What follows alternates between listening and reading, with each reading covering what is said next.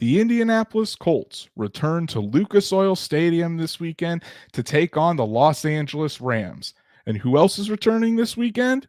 Anthony Richardson. Let's talk about it. Welcome to the Horseshoe Huddle Podcast presented by Fan Nation on SI.com, part of the Fans First Sports Network. My name is Andrew Moore, and I'm joined here as always with my fellow writer, analyst, and colleague at Horseshoe Huddle, Drake Wally. Drake, we just talked about this on Monday, but the Colts 2-1, leading the AFC South Division standings, coming back home to take on a Rams team that just went through a pretty big battle with the Cincinnati Bengals. But QB1 is on his way to being back. Anthony Richardson looking to start this week against the Los Angeles Rams, and boy, Colts fans are excited for that. How you doing, buddy? I'm doing really good, and hey, this is going to be just because the Rams have a 1-2 record does not mean this is not going to be a ridiculously tough test. I mean, this is a team that scraps, they fight, as you saw in their last loss against the Bengals. They will hang around and they will not give up. And Matt Stafford can take advantage of young and unknowing secondaries that are adjusting, which is what the Colts have currently. Even with Juju Brents starting out his career great, but hey, I'm excited to talk about this matchup. I'm excited to see this game, and I think it's going to be great for Anthony Richardson's development. Absolutely. And it's going to be a fun game. I think this is going to be a really close matchup. Certainly that's what Vegas thinks about everything. And I think it's going to come down to the end of the fourth quarter. It's going to be a very evenly matched contest. Let's move to the chat here. Angie says she'll be in and out considering she has a lady study tonight. But hey, Angie, you're here. You're joining us for this Colts talk. Great to see you. Truitt is here, coming in hot, saying, "Does anyone else think the Thursday night football pregame stinks?" But he's with the Lions tonight, so we'll get you guys out of here in time to watch Lions Packers tonight. Do not worry about that. The CFO of Horseshoe Huddle, Patrick, is in here. His emoji isn't working. It comes up in a code here, so make sure you get that fixed. Logan Schmidt, the GOAT, is in the house. Noah Compton, can't forget about you. Stats Matt is here. Vegas is stupid. We were over a touchdown underdogs versus the Ravens, so don't trust them with Colts odds. So we'll have to see what happens. But guys, if you haven't done so already, please follow us on all of your social medias, like Horseshoe Huddle on Facebook, follow at Colts on FN on X, and subscribe to the Horseshoe Huddle YouTube channel. Hit that bell so you know whenever Drake and I go live, whenever Shad goes live with the Saddle Up Show, so you never miss an episode. And if you can't catch us live, Apple, Spotify, Google, wherever you get your podcasts, we're on there as well. So make sure you subscribe and give us a 5-star review. Want to give a quick shout out to my wife for the super sticker, the nightly super sticker from Mrs. Moore. Thank you so much, Danielle. We always love your support. And now, guys, we have a guest to introduce to you tonight.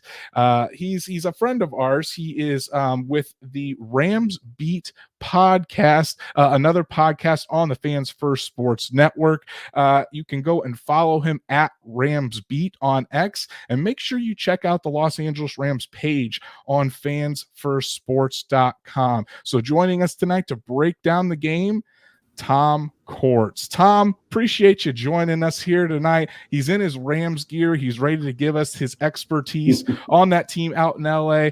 Tom, appreciate you coming on tonight. Yeah, great to be here, guys. Thanks so much for having me. Yeah, and it's going to be a very fun matchup this weekend between the Indianapolis Colts and the Los Angeles Rams. Like I said, as of right now, according to DraftKings, the Colts are 1-point underdogs to the Los Angeles Rams. So before we dive into this, Tom, I wanted to ask you, just give us a quick overview of what you've seen from this Rams team so far through the first 3 weeks of the season. Yeah, I mean, I think the Rams and the Colts kind of came into this season, with similar expectations. I mean, certainly different for different reasons. We have the old veteran quarterback coming back in Stafford, getting healthy. You guys have this highly touted but big question marks around Richardson, and he's proven out to be everything that and more. So, but there's a lot. We both, I think, we're kind of like maybe 5.5, 6.5 win prediction teams, kind of bottom of, predicted at top 5, certainly top 10 in the draft next year. and both teams came running out of the gate. So there's a lot of similarities here. I mean, our opening win in Seattle was huge, conference division game. Played the 49ers, arguably the best team in the NFC, top 3 potentially in the NFL right now, clicking on all cylinders, played them within 1 touchdown with a lot of great performances. And then last week against the Bengals, I think everything was going well until our left tackle went down, and our backup left tackle just could not cut it against Hendrickson. So it was that kind of changed things around, but still stuck within 3 of another team that's expected to vie for the Super Bowl. So all things look good for the Rams, and from what I can see, it's the same for you guys. So better than expectations for sure. Yeah, that's why I think it's going to be a very close game. These teams are very evenly matched. There's certainly going to be a battle in the trenches that we're going to talk about tonight. So let's dive right in. Of course, what do we usually start out the episode with? Number 5, Anthony Richardson. So Drake, I'm going to start out with you here. Anthony Richardson coming back tonight. Before we do that, we have another super chat from the GOAT himself, Logan Schmidt. He says, Tom, respectfully, it's going to be a long day for you. So Logan talking smack in the chat. You love it. You love to see it. Our chat's pretty fiery, Tom, so you're going to have to get used to that. But hey, they're very respectful, and they love the game of football. So Logan, we appreciate all of your support so much. One of the real ones out there for Colts Nation. But Drake, with Anthony Richardson returning, how does this affect the offense for the Indianapolis Colts? What do you think we're going to see from this Colts offense, and more specifically Anthony Richardson on Sunday? I can't find where the comment was. Okay, yeah. So Thirst48 said we are going to see a much less handcuffed offense with Anthony Richardson back under center. That's perfect. That's what I'll go with right there, because with Gardner Minshew, you do have the safer throws, you do have less risk, you do have more accuracy, and overall he's a better passer right now than Anthony Richardson is. But Richardson's showing a little bit of a higher ceiling than what we initially thought that he would be in his first year throwing the ball. Steichen's got him hitting good underneath, or good accuracy underneath and intermediate. So I think that you can really open it up with him because he can simply move like no other. And Minshew simply can't. He can get away from certain things.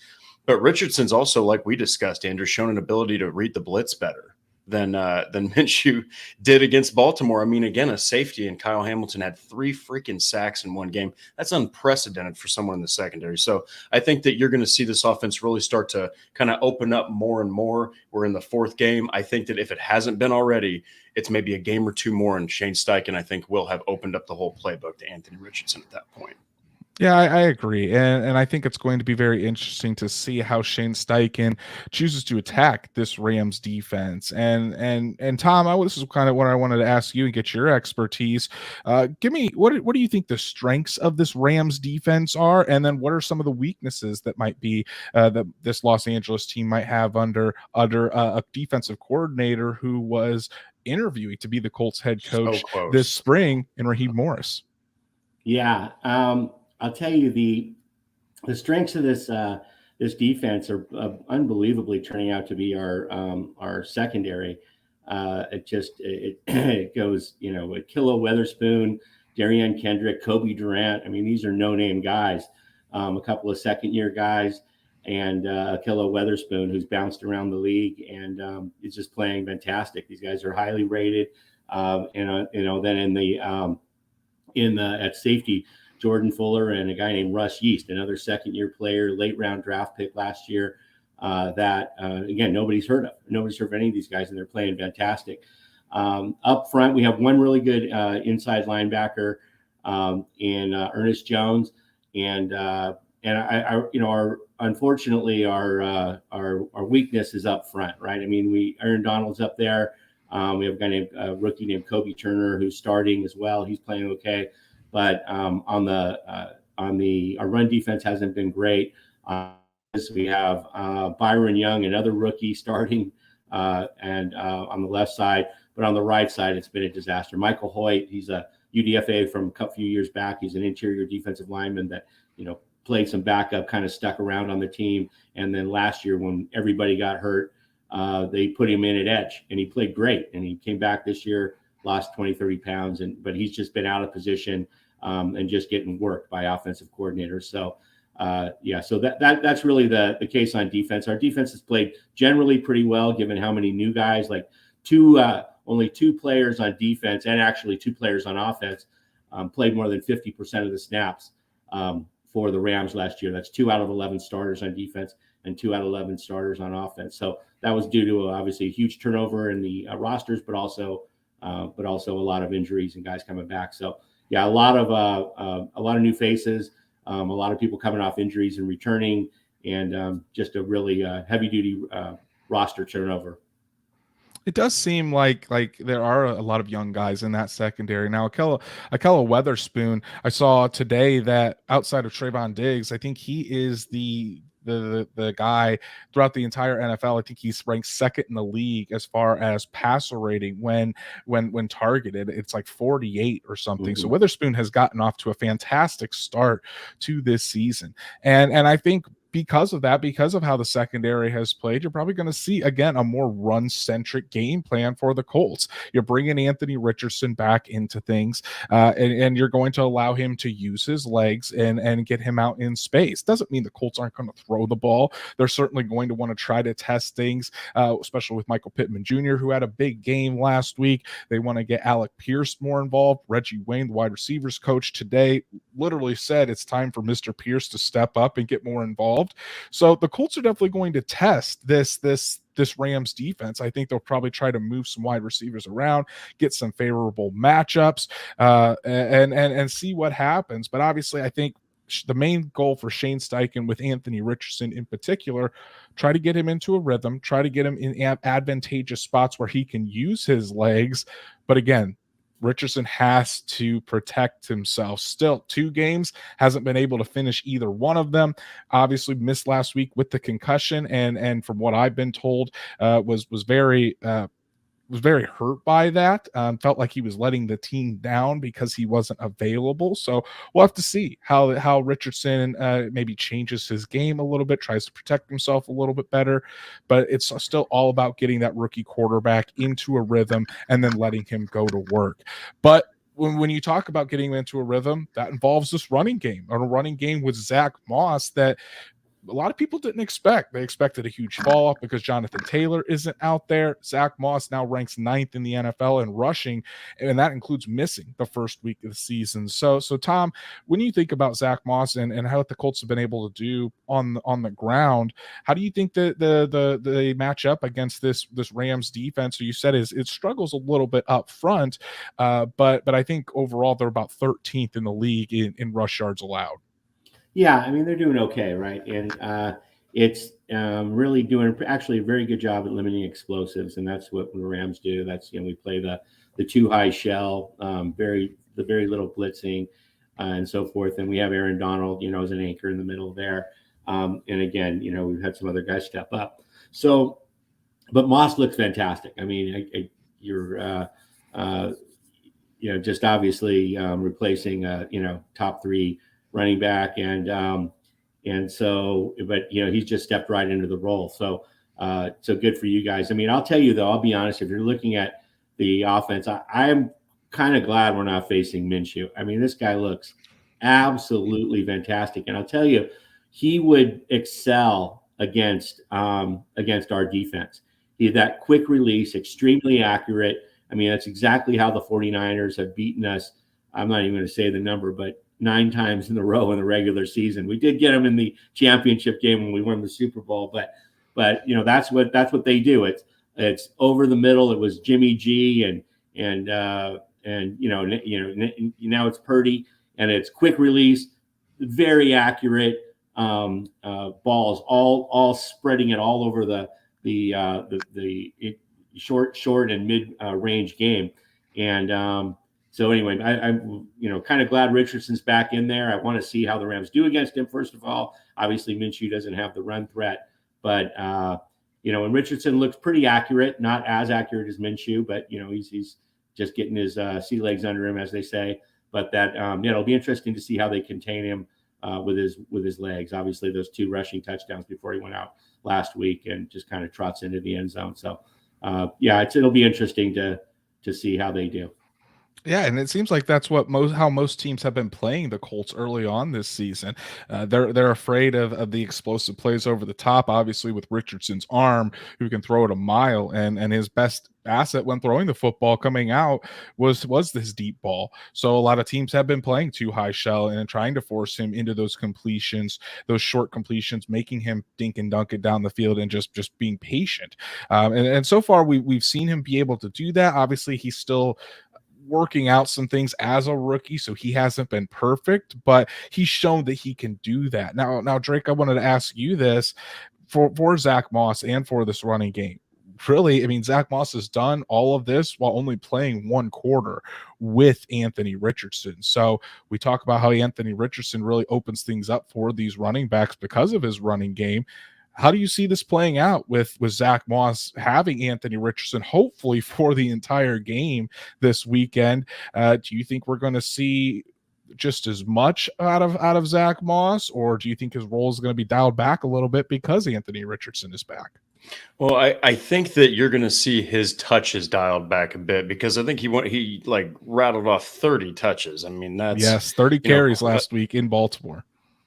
I think I couldn't remember the numbers, but I think he's like only the fifth or sixth Colts running back of all time to ever even do such a thing. And we're talking about guys like Edgerrin James, Frank Gore. I mean, some real dogs out there. So I do think they're going to reduce that a little bit. I think that after 2 games of him dominating like that and playing so well, the Rams, I think it actually helps him that he's got Richardson there, because if he had Minshew again, I mean, there's a really good chance that you're going to see some gaps plugged up and they're going to force Minshew to just try to beat him deep, which he's not really that kind of guy. Kind of like was mentioned earlier, he's more of the dink and dunk and accurate type of quarterback. So I think it's going to open up Zach Moss. But look, man, Aaron Donald, as far as run defense, that's not his forte. His forte is really putting a lot of pressure on the quarterback, but this is still a guy that can absolutely destroy any or on any offensive line in the league, any skill level, on any given Sunday. I mean, he can legitimately ruin your game plan.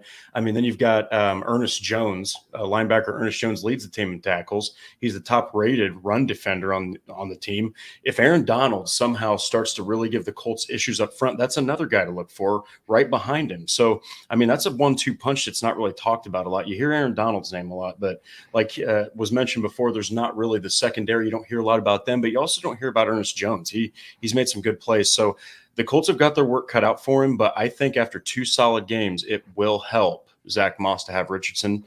But I do think that his carries are going to be diminished and pulled back a little bit. You might even see Trey Sermon take some carries from him just to lighten the workload a little bit. And that's honestly not a bad thing. You know, you don't want to run Zach Moss into the ground. I mean, he had 18 carries the week prior, 30 carries last week. I was there in Baltimore, and Zach Moss was grinding through that fourth quarter and overtime, limping off the field. Like, that guy was toast. So dialing back his carries a little bit, allowing him to stay fresher into that fourth quarter. I'm sure that's certainly going to help the Colts. It's going to take some pressure off of Zach Moss a lot with Anthony Richardson back there. A lot of those RPO action option plays to make the Rams kind of freeze just for like a half second longer. It really does have an impact. And while we've seen the Rams, as Tom said, we want they've dealt with quarterbacks that are more accurate, kind of dink and dunk it down the field. They also, I don't think, have faced the quality of a runner in Anthony Richardson this season. So it's going to be a tough test for the Los Angeles Rams, but I think it's also going to be interesting to see how the Colts really attack this as well. And then this is kind of where we move on to, I think, where the biggest battle is going to be, the trenches for both teams. So Drake, let's do this. I'm going to ask you first about this Colts offensive line, and then I think Tom's got a question for you as well about us as well as about the offensive line. Let's just talk about the performance over this first 3 weeks of the season, and simply the question is the Colts offensive line back? Well, I think that over the first 3 games, you've seen drastic improvements from last season. You've seen really healthy improvements from Bernard Ryman, but also Will Fries. That's the biggest one. Now, you've seen what you expect to see from Quentin Nelson, from Ryan Kelly. Actually, Ryan Kelly, I think, at one point was great as the top center in the league. And Braden Smith has had some issues with penalties, but even he on any given Sunday is a top 10 right tackle. Now, as far as it goes with Aaron Donald, I saw a comment that really makes sense. They're going to put him over the top of Will Fries, and they are going to force the Colts to double team him. Mm-hmm. And even if Aaron Donald doesn't have that's the problem with this guy, is even if he doesn't have any of the stats to show you he's got a sack or 2 tackles for loss or this or that, he disrupts your game plan so much that it will open up opportunities for other players to make sacks and tackles for loss. So you have to double team him. You can't let him be the guy. So I do look forward to seeing what they do with Aaron Donald. That's going to be their biggest test of the season thus far. Maybe even at the end of it, the most talented guy up front that they'll play. Yeah, I agree. And Tom, I know you had a question about the Colts offensive line that you wanted to ask us. Go ahead and fire away. It's interesting. I mean, you go back 2 years and with Quentin Nelson and we played you guys in Baltimore. I'm sorry, in Indianapolis, 2 years ago. And so the offensive line is fantastic, right? But last year, what happened and what did they do to fix it? In other words, last year it seemingly was largely the same guys, and I don't think Quentin Nelson had a very good year, and so forth and so on. I just wanted to give my Rams fans some background on that, because that's always been viewed as a strength of your team, and last year it kind of failed. Why did it fail, and how was it and how is it performing better this year? Patrick, I see your super chat. I'm going to get to that in a second after we talk about this offensive line for the Colts.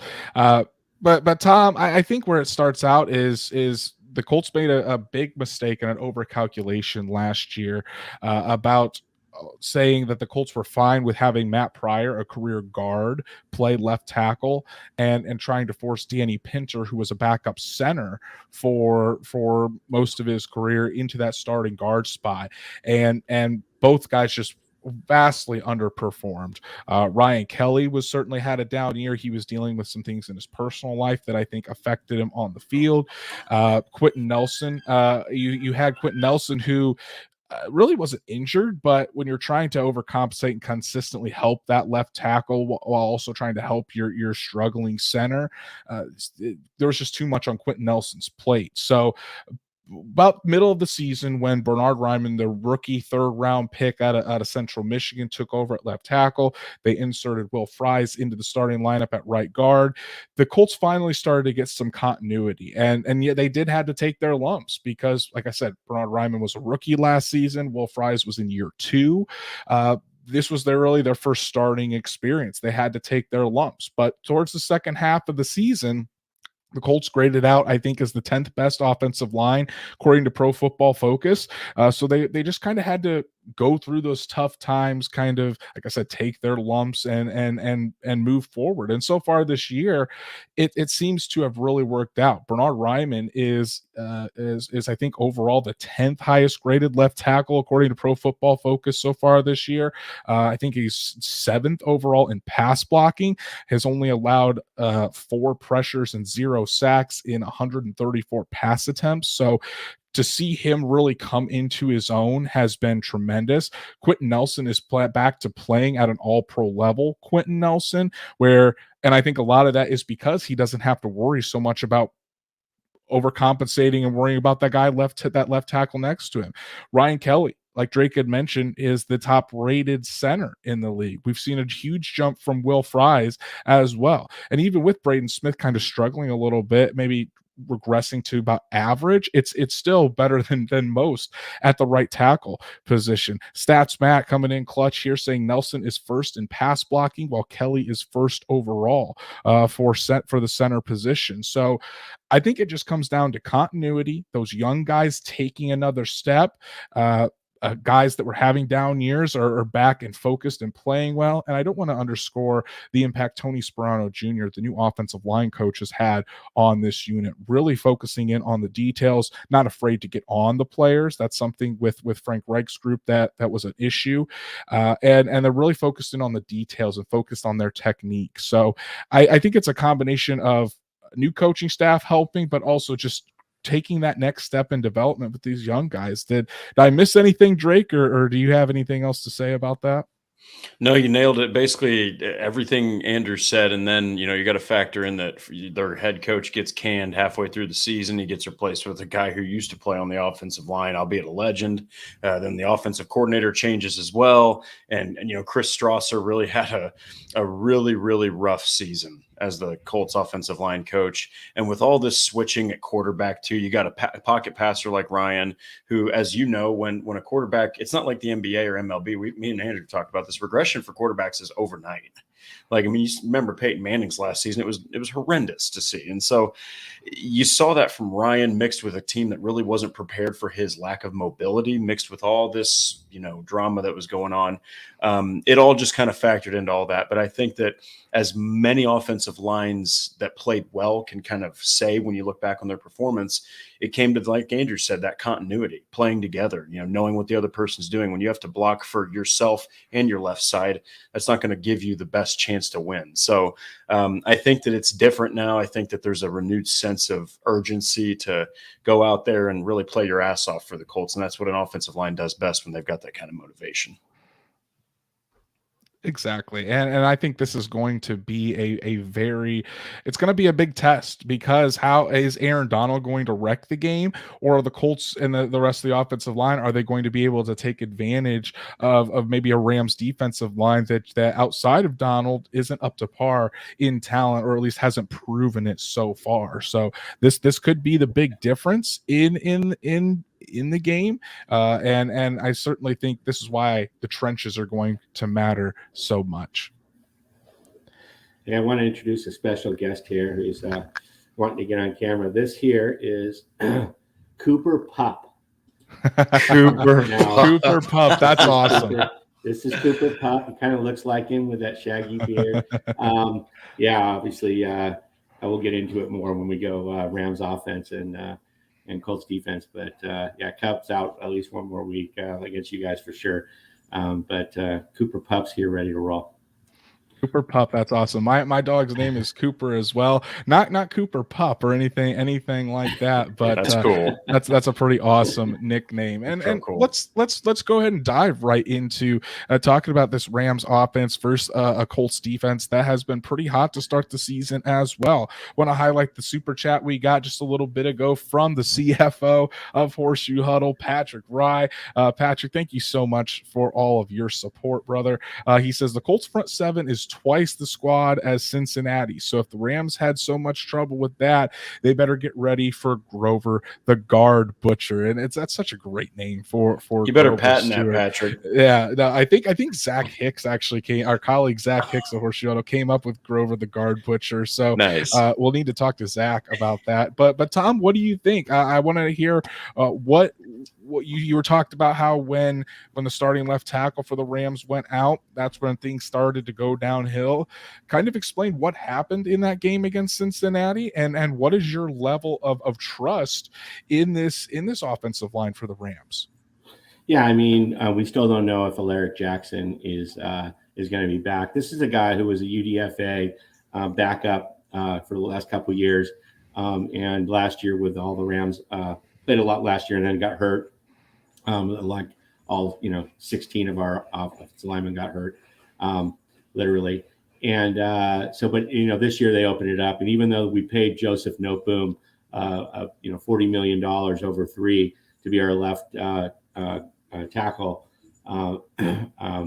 then he didn't win the job. He lost the job out to Alaric Jackson. So Noteboom went to right guard. He was out for a couple of plays, but he came back. He's fine. But we don't know if Alaric Jackson's there. When he came out, Zach Thomas went in, just kind of a lifer backup, and kind of won that backup swing role. And he just was a turnstile over there and couldn't get things together. But in terms of if we get this thing solidified, and my guess is that they'll put Noteboom back on the left side and pull in Tremaine Ankrum, who was really vying for that right guard position as well. So we'll be fine, I think, okay, on the offensive line, even without Jackson, if they put the people in the right positions, which I think they will. But just in terms of the offensive threat, at least down in the trenches down there, Kyron Williams, with Cam Akers being essentially let go for nothing. And a pick swap, a 7th and a 6th pick swap, next to nothing. Kyron Williams is now the lead back. He's playing really well. He didn't get as many carries as the Rams fans would have liked last week. Cincinnati was really loading up the box. And so, but Stafford was kind of carving them up in the pass game and stalled out on third downs. And until the last touchdown in the fourth quarter, were 0 for 10 or 0 for 9 or 0 for 10 on third down. Just amazing, amazing that had happened that way. But so the offense has been looking good. I think our run game, if we run it and commit to it, can do well. But we'll have to see. The Rams really do really do shape their offensive strategy. McVay shapes his offensive strategy on what the defense gives them. And it could be run heavy, could be pass heavy, depending on what the Colts do. Patrick, thank you so much, buddy, for the super chat. As always, you are one of our biggest, if not our biggest supporter for this show. Really, really appreciate it. But from being in Indiana, Notre Dame country, I think a lot of us are familiar with Kyron Williams' game and how he performed here at South Bend. I certainly am. My wife is born and raised in South Bend. I'm a big Notre Dame fan myself, and he can certainly do some damage to this Colts defense if holes can be made. But Drake, I want to ask you. I mean, this Colts defense has been on a roll. 12 sacks already this season, on pace to get 68 for the year, which would blow the Colts franchise record out of the water. It seems like DeForest Buckner and Grover Stewart, or you can rely on them every single week. Kwity Paye has taken that next step. We're starting to see Samson Ebukam come into his own, like we talked about he possibly could. This Colts defensive line has been eating all season. Do you see that continuing this weekend against the Rams? I think that they have a chance to, just because of the we'll call it the offensive line woes of the Rams, because let's face it, Andrew, you and I were talking about the offensive line woes for the Colts last year. So each team can run into this. And so unfortunately for the Rams, it's the same case. We saw what they did to Houston, and we saw what they did against a complete offensive line in Jacksonville. So I think that Stafford does have some reason to worry. But here's the thing. While he has been sacked 7 times, that's about 2.3 a game, and he has thrown a lot of interceptions for just his first 3 games. The thing is, I'm actually going to the Colts secondary. Stafford, the way that he has connected out of nowhere with Nakua, with Atwell, it's something to behold. And Tyler Higbee on any given down can be a threat. He's really not talked about ever, which is a shame. He set career highs last season, even with the Rams struggling. So they still have weapons, and I do think Stafford is still a great quarterback. I think that he can really play against an inexperienced defensive secondary that's still finding their footing. But look, if he can't get the ball out quick, and if that offensive line can't give him at least some protection, I don't think the run game is going to matter, and I think Stafford could struggle. So I think at the end of the day, this is going to be somewhat of a defensive battle from both teams. But I do think that for the Rams to succeed offensively, they have to address right away DeForest Buckner and Grover Stewart, because everything else will just fall apart if those two get through. And Tom, correct me if I'm wrong, but it seems like in the past, Matthew Stafford has really struggled, like most quarterbacks, really struggles when pressure comes right up the middle, right in his face. It seems like that is what maybe Stafford tries to force things a little bit and may give the defense some opportunity for interceptions. Has that been the case thus far? And how's that? I know you talked about the tackles, but what about the interior of the defense, of the offensive line for the Rams? Because the Colts defensive line, it starts in the middle, obviously, with DeForest Buckner and Grover Stewart. Those are the guys that the Rams are really going to have to focus on first and make sure they contain. Otherwise, they're going to be in Stafford's face all day. Yeah, I mean, the Rams really made a concerted effort to bulk up the interior of their offensive line this year. We drafted our first pick in the second round, Steve Avila. Has come in, and he's just a beast. He's definitely the best rookie offensive lineman, and he's playing fantastic. He's probably our most consistent offensive lineman right now. period. Coleman Shelton who beat out Brian Allen, who was also a paid guy, a guy who got a second contract, beat him out, and he hasn't seen the field yet. And Joseph Noteboom, who is our $40 million man, who was supposed to be our left tackle, playing right guard. So yeah, the interior is super strong. We got Rob Havenstein, is a very seasoned veteran on the right, at the right tackle, kind of one of those top right tackles that you don't hear a lot about. And then we talked about the left tackle situation. So the line is actually pretty solid. It's the depth that's a question mark, which we obviously experienced last week. And so if those guys can stay healthy, I think we'll be okay. But yeah, definitely in the center, in the middle three, there's a lot more. I think it's up about 20 pounds per person in there, and a lot more talent than we've had the last couple of years, even in the Super Bowl year. And that could be one of the big difference makers for this game, is how are they going to protect Matthew Stafford. We got another super chat from Patrick. This is a question for Tom, saying, which place is better, St. Louis or Los Angeles for the Rams? Were you a big fan of the Rams while they were in St. Louis? Did you like the move? Give us your thoughts. Yeah, I'm a little bit of an OG here. So I was a fan of the Rams before they left LA. I was a fan of the Rams. Nice. Just kind of getting with them right when they moved to Orange County, which, is kind of a different world from LA. And then the Raiders kind of came in and took over LA. But I stuck with the Rams, and then they moved to St. Louis. Again, stuck with the Rams, and just so thrilled that they had come back. But it is like an expansion team, because most of the fans, half of them left when they moved to Orange County, and another half left when they went to St. Louis, and maybe 5-10% of them stuck around through that transition. And the other big blow was when they came to LA from St. Louis. A lot of St. Louis fans gave up on them because of how terribly they left St. Louis, and rightly so.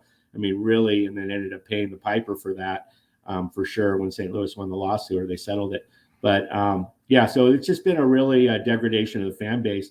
In LA, we're probably the third or fourth most popular NFL team, which is, the only place in the country by far that you could even say that, right? We have more Dallas fans, probably definitely more Raider fans, and so forth. So it's an interesting dynamic. We're definitely, when we're at home, we're still, with the big fan bases like San Francisco or like the Steelers or somebody like that, or Dallas comes into town, it's we're doing silent counts in our own house. So it's not a good situation, but that Super Bowl helped, and we're just trying to rebuild the fan base. So, but anyway, the bottom line is, yeah, LA all the way for me. I would have liked for them to stay in St. Louis. It feels like it was more of a football atmosphere, definitely with the fans there. Seems like there were more diehards in St. Louis. Maybe that'll change over time. But thanks a lot, Patrick, for your super chat again. Really, really appreciate it. And then Stats Matt would like to pass along a message. Thanks for the Rams letting Matt Gay walk to the Colts, because hey, Matt Gay making history, NFL history last week, and willing the Colts to a win in Baltimore. We were certainly grateful for that. 450 plus yard field goals. Is that what it was? Yeah. Yep.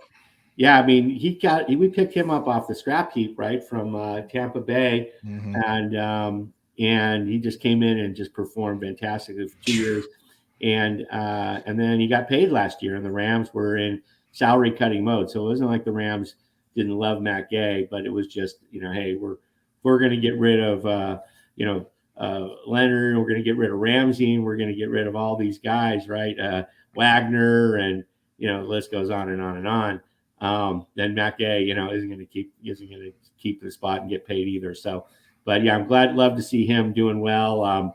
Ebicom, same thing, right? One of our Ram, friends, yeah. and he had a great game last week.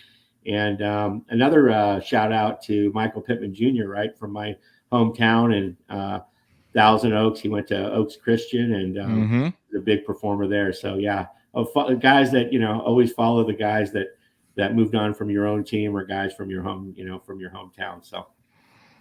Yeah, it's great to see. I mean, obviously Matt Gay, biggest free agent contract for a kicker in NFL history, has already earned every penny of that. And then you talk about Samson Ebukam, who is a guy that I think could be a strong player for the Colts for years to come. And Michael Pittman's looking at a big contract extension coming up, and hopefully he is with the Colts long term as well. But let's get back on track here, talking about this game before we kind of give our predictions for Sunday's matchup. We talked about Matthew Stafford just a little bit, but that really could be an area that the Rams exploit. Again, this secondary for the Colts is young. Kenny Moore has been playing back to Kenny Moore levels. We saw Juju Brents in his first game last week play pretty well, but going up against Matthew Stafford, a guy that can, if given time, can really pick any defense apart. So Drake, how concerned are you about this young secondary for the Colts going up against Matthew Stafford? Well, I am concerned to a degree because I just trust Stafford's arm. I trust his connection with the game and just his veteran leadership of that team. When he got brought on with Sean McVay, it completely changed the dynamic of the Los Angeles Rams. They go and win a Super Bowl. So I still trust Matt Stafford. I will say though that Nacua and Atwell, look, they have been playing out of their freaking minds. Okay, but they also, like the Colts secondary, are still young.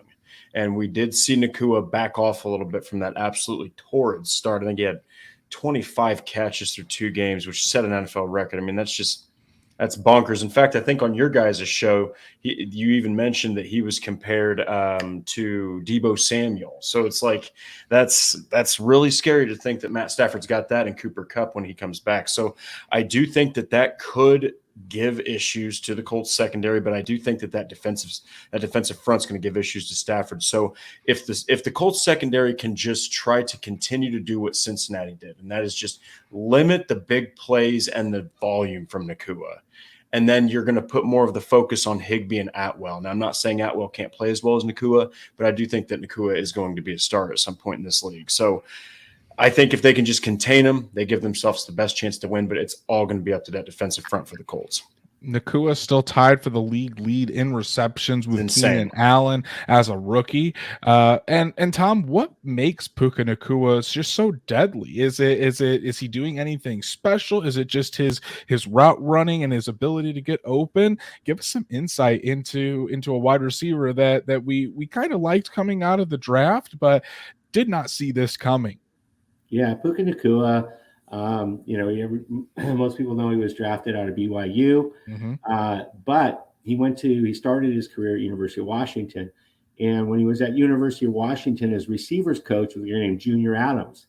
Now, Junior Adams, prior to going to University of Washington, was a receivers coach at Eastern Washington University for one Cooper Kupp. So these are guys that have this shared lineage of this really, I won't say legendary yet, but a very well-known receivers coach, right, for how they run routes. So they both learned under the same guy. Then Nacua comes in, and a lot of people heard this because it was sort of the folklore of the Super Bowl and Stafford and Kupp and all that, his Triple Crown year. But those guys, Stafford and Kupp, get together for breakfast at the facility before anyone gets there and before they start practice, like 3-4 times a week. And nobody really had ever asked to join them. Well, Nacua came in and said, "Hey, can I join you guys?" Kind of wondering, are they going to let me or not? And he said, "Yeah, come on in." So he sits there and he runs film and works with those guys. And then the last probably piece of the puzzle is that Kupp goes down in camp, right, with his injury. And next thing you know, Nacua is getting all the reps with Stafford in camp in Kupp's position. And so, it's just those are the routes that Kupp was so prolific in. So all of those things put together, add up to a 5th round draft pick, leading the league in receptions. pretty awesome to see, and he certainly lit the league on fire, and that work ethic you talk, that's what all the greats have. So it could be pretty scary once where this Rams offense, when Cooper Kupp is back and fully healthy, having both those guys on the field at the same time. So let's do this. Let's each give an X factor for this weekend's matchup. Drake, I want to give you an X factor. You give an X factor from the Colts, and Tom, go ahead, give us an X factor for the Rams that you think is going to really possibly decide the outcome of this game.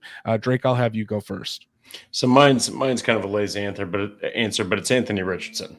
I think that with this added dynamic of athleticism that the Rams haven't seen, I mean, I do think that in his first year, he's going to, it's the prime time for him to take NFL defenses by surprise. I think that, I mean, the Texans did not right out of the gate, did not have any idea what the heck to do with this guy. So not saying that the Rams are the Texans, because they're not, but I do think that he is going to elevate the level of the offense. I think he's going to elevate how high they can go. And I do think that even though, yes, Minshew could hit those short little underneath throws and be accurate, I still think Richardson's going to really give the offense the best chance to score the most points.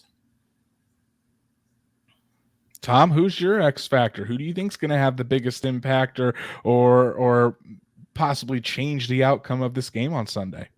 Yeah, I think it's going to be Kyren Williams, and the reason is that, I mean, he's actually performed very consistently when he has gotten his touches. He had 2 touchdowns each of the first 2 games. They were running the ball in the red zone. I think they'll get back to that. But the biggest thing is he's really good at pass pro. I think he's going to help a lot picking guys up. That we've talked a lot about our O-line against your pressure. I think that he'll help there. But I think the biggest thing is this: he's probably responsible for last week's loss. He was not in the right place when Stafford checked down to him, when Stafford was getting pressure. Stafford was leading him, and he was stopping, and he was turning the wrong way, and he dropped a ball on a huge 3rd down conversion in the red zone, just threw his hands, just looked away from it. And so I think that Stafford, you talked earlier about pressure up the middle and what Stafford's doing. Stafford's dropping it off to Williams, who as an outlet in those situations, and Kyren did not come through. And I mean, they never named his name, but you could tell they were all talking about it in the in the press conferences and stuff like that.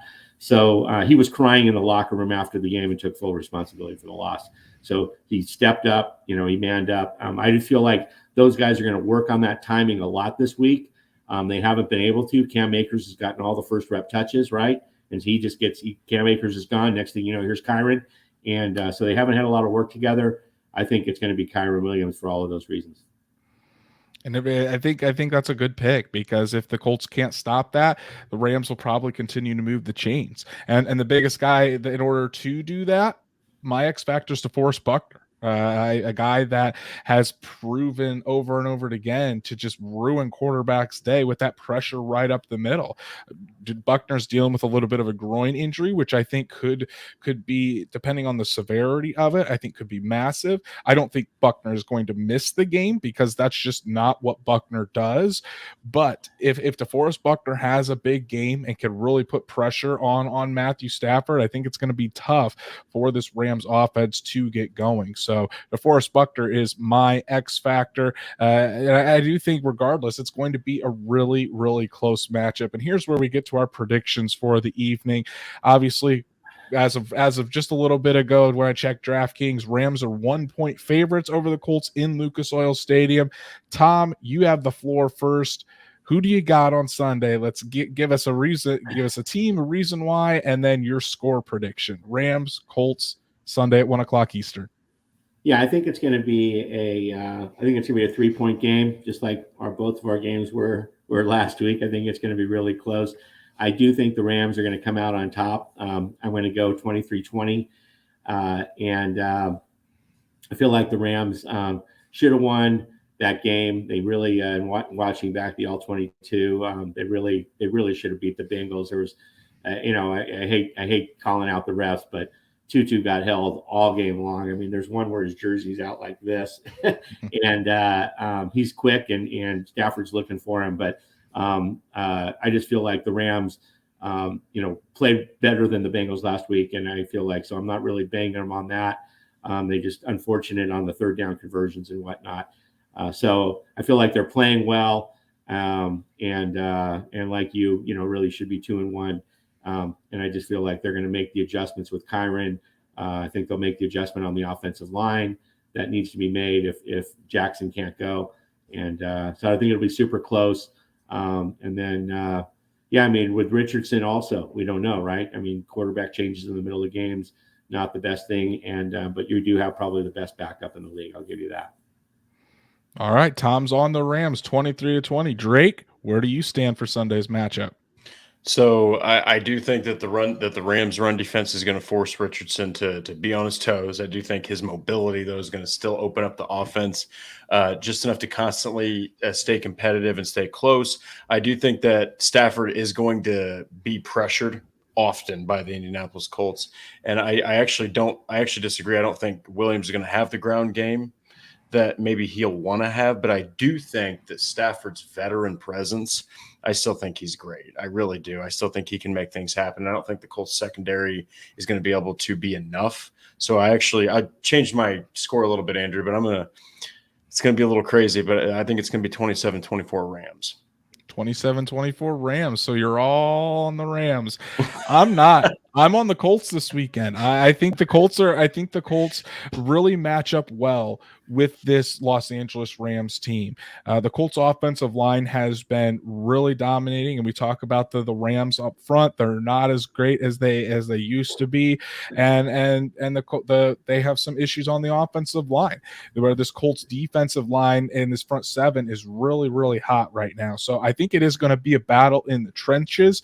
I think having Anthony Richardson back really opens things up for this offense, where Gardner Minshew just simply makes this team too predictable.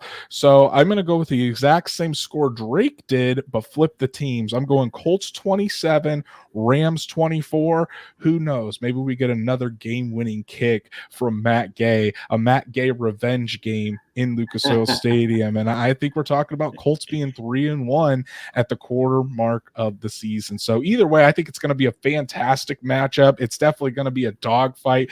These two teams, while there isn't a rivalry, these two teams just play hard all the time, and they've got superstars all around, especially in those trenches. So it's going to be a really, really fun matchup to watch. So as we kind of wrap up talking about the game here, let's take a look at the injury report here. Just give us an update on that. So for the Colts today, Anthony Richardson and Ryan Kelly both again practiced in full. They're on their way back. Both of those guys are expected to clear concussion protocol if they haven't done so already, and will be starting on Sunday. Dallas Flowers had a back issue, but he's been practicing in full. The guys that haven't been practicing, but I do expect them both to play. Quentin Nelson still dealing with that toe injury. He really hasn't practiced, but he hasn't missed a single snap because of it. And as I mentioned, DeForest Buckner with that groin injury has not practiced this week either. Drake, any of those injuries really concern you at all? No, I mean, we've been talking about how Quentin Nelson kind of does this. He doesn't really practice till the end of the week, or, he's always ready on Sunday. They just really need to be absolutely sure that, one of the best offensive linemen that they have is ready to go. So I'm not worried about that. And the same goes for Buckner. These are maintenance issues, and they're just making sure that they're absolutely 100% ready to go for the real snaps, and they don't want to risk anything during practice. Exactly. And let's move to the Rams injury report. And Tom, it looks like, again, for the second straight day, it looks like Tyler Higbee and Beg Skoranek didn't practice with Achilles injuries. And then the offensive lineman, Alaric, is that how you say his first name? Yeah, Alaric Jackson, dealing with a hamstring. He also did not practice. But guys that were full participants today include Joe Noteboom, as you talked about, the right guard, and Puka Nacua, who was dealing with maybe a little bit of an oblique injury, practiced in full. So what do you think the outlooks are for the guys that haven't practiced this week so far? And Tyler Higbee, Alaric Jackson, and Ben Skoranek, another Notre Dame guy. Yeah. So Skoranek got a lot of snaps last year. He's kind of our number four receiver this year. Comes in, does a lot of blocking and so forth. So he would be missed a little bit. Higbee would be missed a lot, although Bryson Hopkins, our backup, has played very well. And so that would be interesting. Higbee's really does bring a big blocking presence, as much as he is a nice little outlet, and sort of Stafford always knows where he is. So we'll see there.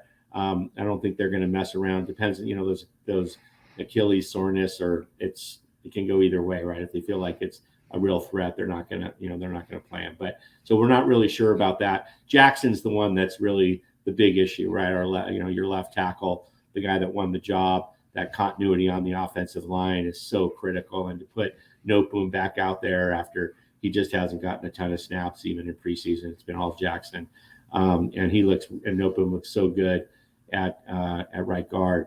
Moving two pieces around like that would be detrimental. So I don't think Jackson's going to go. I think that they're just not going to risk a hamstring and really making it worse.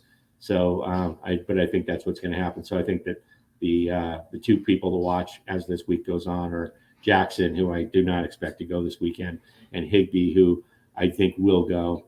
He's probably being rested as a veteran. Those veteran guys, if there's any issues at all, they get the rest. So that's what I think is going to happen. Certainly some big injuries to watch on both sides as both teams go into their final practice of the week tomorrow on Friday, and then we'll get the final injury reports tomorrow afternoon. So our last thing for tonight's episode with the latest Colts news and rumors actually has to do with former Los Angeles Ram Matt Gay. So this really isn't much of a surprise, Colts fans, but Matt Gay was named AFC Special Teams Player of the Week this week for his going 5 for 5 on field goals, 16 points overall, and the first kicker in NFL history to hit 4 field goals from over 50 yards. Just an incredible performance from Matt Gay, Drake, and as we kind of talked about on Monday in a piece I wrote on Sunday night, Matt Gay was pretty much the catalyst for the scoring for the Colts and really drug this team to a win. Oh, Drake, can't hear you. First time ever. I'm very good about that. But look, man, he proved the contract was worth it. I know a lot of people sneered at it and they were like, that's ridiculous. Why would you pay a guy? Well, hey, you know what? When it's a grimy game, when it's bad weather like that and you're in someone else's stadium, you need a kicker like Matt Gay. And so I think that he went out there and he showed his worth, basically won the game for the Colts. So give him all the credit in the world.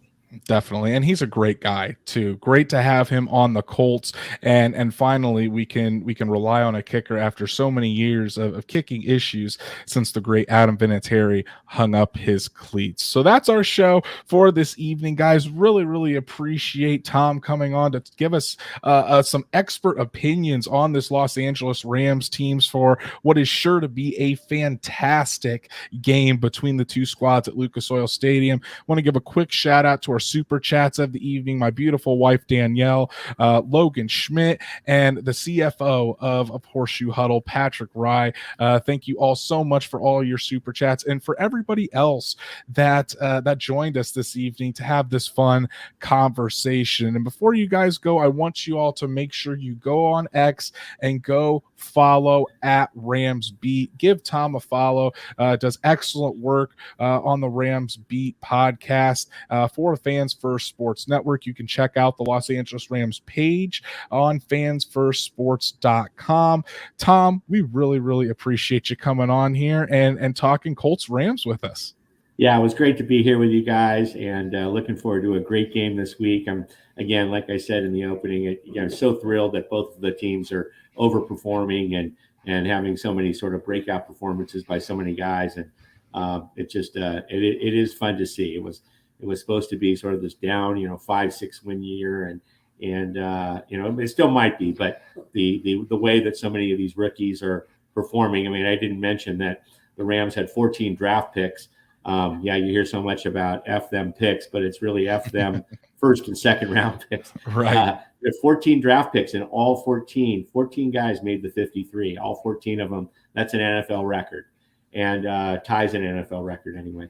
So and a lot of those guys, as I mentioned, as we went through the rosters, there is seeing the field. So it's an exciting year. It's a very different year from us. Not sort of feeling like we're in contention for the first time in the McVay era.